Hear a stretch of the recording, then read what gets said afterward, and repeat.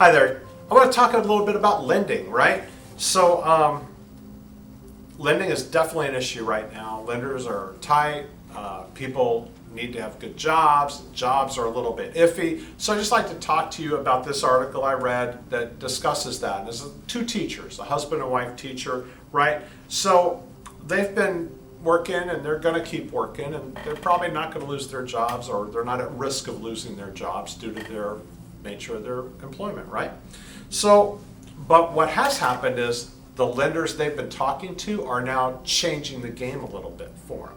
So now they're asking them to pay more money down. So before, maybe they were able to put 10% down and still get an awesome interest rate. Now it's like, if you want that rate, you're going to have to give us a little bit more money. So that is definitely a moving target, and you're going to see that. People are seeing that a lot. And in fact, that can change during the loan. And then, employment status.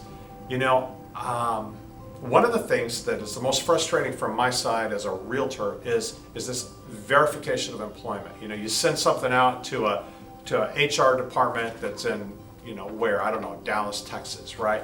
And, hopefully you hear back from them. Sometimes you don't. And sometimes they take time to get back to them. And especially now, what if that particular part of the business is closed? Maybe they're working from home and they're just not as efficient as they were before, things like that.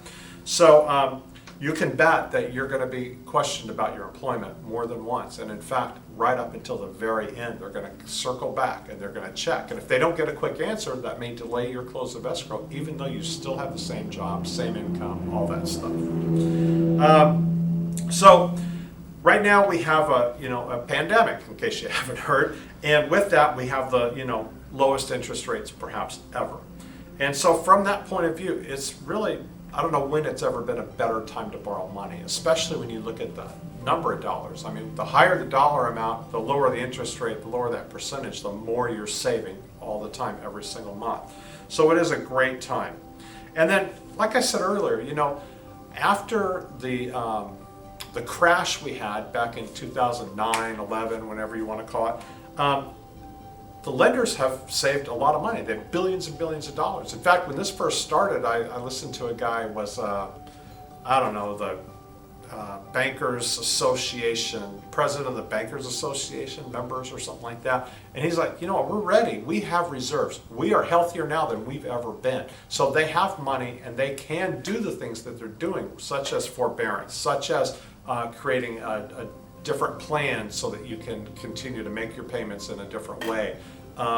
So they do have much more flexibility now than probably ever before. Even though they are tightening their standards and requiring higher credit scores, heftier down payments, and more documentation. Like Wells Fargo and Chase aren't doing home equity lines anymore right now. And Wells Fargo is not doing cash out refis. So, there's definitely some tightening happening.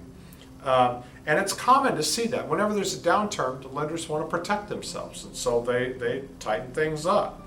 Right now, it's kind of hard for a lot of these lenders to figure out where people are, because are you making your monthly mortgage payment or your monthly rent payment? Are you living off the $600 that the government's been giving you extra per week? And is that going to impact you as we move forward?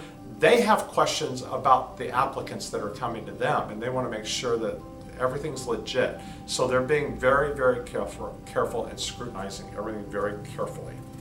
And that makes it harder to determine their true state of credit quality. Dormant accounts. Some people have credit cards that just sit in their drawer, and they're like, well, if I ever need that line, then I'll take it out and I'll use it.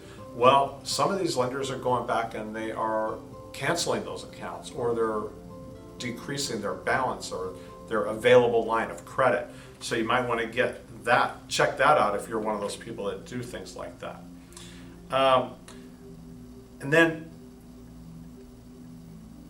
the mortgage industry made $865 billion in loans during this second quarter, April, May, June. The highest ever was $1 trillion back in 2003. There's a lot of loans happening right now during this COVID pandemic. So you got to know this stuff is happening. And that's with really stringent guidelines and really picky lenders. So it's amazing. Like J.P. Morgan will only now issue credit to people with credit scores of over 700, and that used to be 640. So things like that are really important, and they're also insisting on 20% down. So another thing is a lot of people use their retirement funds to show their proof of funds, so that if they needed extra money, they can pull some out of there and put it towards a house, which is legal and won't cause you tax ramifications.